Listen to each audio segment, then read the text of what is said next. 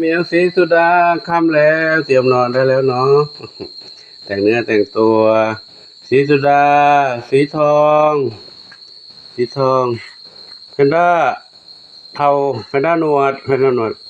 แพนด้าหนวดเข้ามาบ้านแล้วใครอยู่ข้างนอกเข้ามาบ้านแล้วทองใหญ่เข้ามาแล้วมีใครอยู่ไหนอีกเมื่อกี้เห็นแว๊บๆไปไหนล่ะวิ่งหลบของกูนั่นแหละวิ่งไปไหนไปห้องน้ำเหรออยู่ไหนเอ่ยแมวเมียวเทาไอ้นี่ใครเอ้ยนี่บุญส่งบุญสมแพนด้าเทาเขาใหญ่อ๋ออยู่นี่ปูตามหาข้างนอกไม่เห็นมณีทรัพย์เข้ามาในนี้เหรอมณีทรัพย์ส้มส้มอ่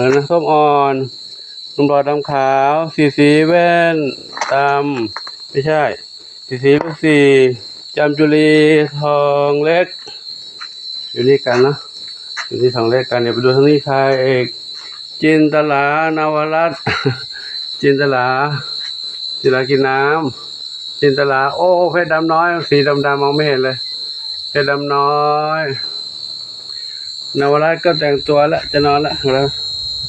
แต่งตัวจะนอนแล้ววันนี้จะมีฝนตกกันลูกเด้อมีฝนตกฟ้าร้องครึมบุญชัยเข้านอนในมุ้งแล้วเนาะเข้านอนในมุ้งแล้วอยู่ไม่กัดแล้วเนาะอยู่ในมุ้งนะลูกเด้อด้านนี้ไม่ยอมนอนเหรอพ่อเล่นกับจิ้งกุ่งเหรอพ่อเล่นจิ้งหรีดร้องเพลงจี๊ดลุงหล่อดำขาวส้มขาวใหญ่ส้มขาวเล็กส้มขาวใหญ่ส้มขาวเล็กนั่งกินอะไรอ่ะส้มขาวเล็กกินอะไรลูกส้มขาวเล็กโซ่ทองอ่อนนั่นฝนมาแล้วฝนจุ๊ฝนตกเปียกแล้วเร็วเข้าลงเป็นหวัดด้วยเป็นหวัดจะไม่หายเลยเป็นมาฝนมาอีกแล้วนี่ใครน้องอะไรหนึ่งน้องใครนู่นโชคทวีทรัพย์นั่งอยู่นู่นอาจจะมืดนิดนึงมองไม่เห็นโอ้โหถ่ายตอนมืดเลยเมื่อกี้ยุ่งอยู่ขับไปนู่นทำไปนี่กลับมาค่ำแล้วด้วยเนาะกลับมาค่ำแล้วก็ทำนู่นทำนี่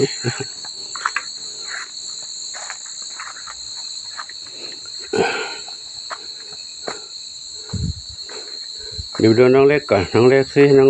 หลับกันหรือยังไม่หลับร้องแอ๊ะได้ยินเสียงอยู่ใครร้องแอ๊ะอันนี้ใครเอ่ยอันนี้สามสีนวลน้องชวนฝัน1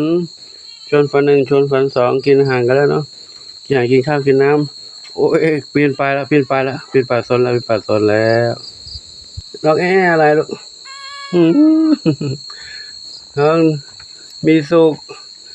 กับน้องหนึ่งเดียวกับน้องมีสุขอยู่นี่นะลูกนะอยู่ในนี้ดีแล้วลูกยุงไม่กัดปลอดภัยดีลูกเนาะครับก็น้องที่รับมาเมื่อวานนี้เนาะเข้าไปดูได้ในช่องของสายันหน้างามดูที่นั่นได้เลยเนาะได้ให้พี่หนาสายันเอาไปเลี้ยงอยู่ที่นู่นเมื่อวานนี้มา5เหมียว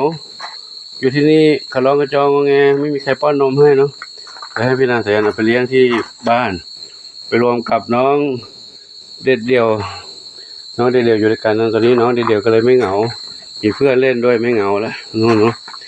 ถ้าอยู่ที่นี่เขาอยู่ไม่ได้แล้วเขาร้องงอแงปู่ไม่ได้ค่อยได้อยู่วัดทีนี้ก็กลับมาค่ำนะมีเวลานอนแล้วเนาะสีแว่นดำอยู่นี่เนาะครับแล้ววันนี้ก็ถ่ายภาพยามค่ำๆให้ท่านได้รับชมนะบรรยากาศยามค่ำครับพรุ่งนี้ก็มีภารกิจต้องไปอีกแล้วพรุ่งนี้ก็ไปวันมะรืนก็ไปทีนี้ไปหลายๆที่ไปหลายงานถ่ายบ้างไม่ถ่ายบ้างเนาะก็วันนี้มีทำคลิปอันหนึ่งที่แนะนำการทำภาพนิ่งให้เป็นภาพเคลื่อนไหวนะลองเข้าไปดูคลิปที่ผ่านมานี้เนาะเพราะว่ามีญาติธรรมเขาอยากจะทำบ้าง ก็เลยแนะนำให้ทำทีถ้าแนะนำปากเปล่าก็กลัวว่าจะลืมก็เลยทำคลิปให้เขาดูเลยถ้าเขาทำแล้วไม่เข้าใจก็สามารถย้อนไปดูได้อีกย้อนดูอีกก็ขอเชิญทุกท่านเนาะที่มีความสนใจอยากจะทำคลิปแบบนั้นก็ทำได้ คือทำเราไม่ได้ไปเผยแพร่ให้ใครที่ไหนหรอกก็แชร์ให้กับเพื่อนๆได้ดูนั่นได้รู้ว่าภาพนี้งานนี้ หรือว่าเราเก็บไว้ดูเองก็ได้ เราจะได้ไม่ลืมว่าภาพนี้ภาพเก่าอันนี้เป็นความทรงจำที่เราได้ไปนู่นไปนี่มาจะได้บันทึกไว้ในเป็นหมวดหมู่เป็นภาพที่เป็นลักษณะเชิงสไลด์แล้วก็มีเสียงบรรยายไปด้วย เราไม่ต้องประจำเนาะอยู่นั้นเปิดดูเราก็เห็นเลยความบรรยายอยู่นั้นแล้วเสียงบรรยายอยู่ที่นั่นเรียบร้อยเลยว่าไปงานไหนมาเนาะก็เหมือนลักษณะวิดีโอนี่แหละแต่ว่าเราไม่สามารถกลับไปถ่ายได้อีกไงเราก็เลยเก็บภาพนิ่งที่เราเคยถ่ายไว้แล้วนะตั้งแต่สมัยไหนก็ได้เอามาทำได้หมดเลยเนาะสมัยอดีตรู้เมื่อไหร่10 ปีที่แล้วก็มาเก็บมาทำได้แล้วก็บันทึกด้วยเสียงของเราไว้เป็นภาพได้ครับลองเข้าไปดูแล้วทำได้ตามนั้นเลยเนาะเก็บไว้ดูในอัลบั้มของเราได้รวมภาพหลายๆภาพมาอยู่ในอัลบั้มเดียวกันในคลิปเดียวกันได้ครับสำหรับที่นี้ปู่ขอยุติไว้ที่นี้ก่อนเนาะเดี๋ยวได้พักผ่อนหย่อนใจกันก่อนโมทนาสาธุกับทุกท่านที่ได้รับชมเรื่องต่างๆนะวันนี้มีคลิปดูน้อยนิดนึงเนื่องจากว่าบางสถานที่ไม่อำนวยไม่เอื้อถ้ามีเสียงเพลงหรือว่ามีเสียงบรรยายเรื่องอื่นพูดเรื่องอื่นนี้เราไม่สามารถเอามาเผยแพร่ในช่องนี้ได้เนาะก็งดไปตัดไปไม่ได้ถ่ายทำเนาะ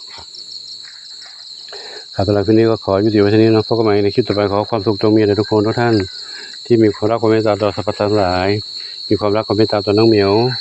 ขออำนวยพรให้ทุกท่านได้พบกับความสุขความเจริญมีความสุขกายสุขใจปรารถนาที่ใดขอได้สมความมุ่งมั่นปรารถนาทุกการทุกคนทุกท่านเถิดสาธุอายุวโนสุขังพลัง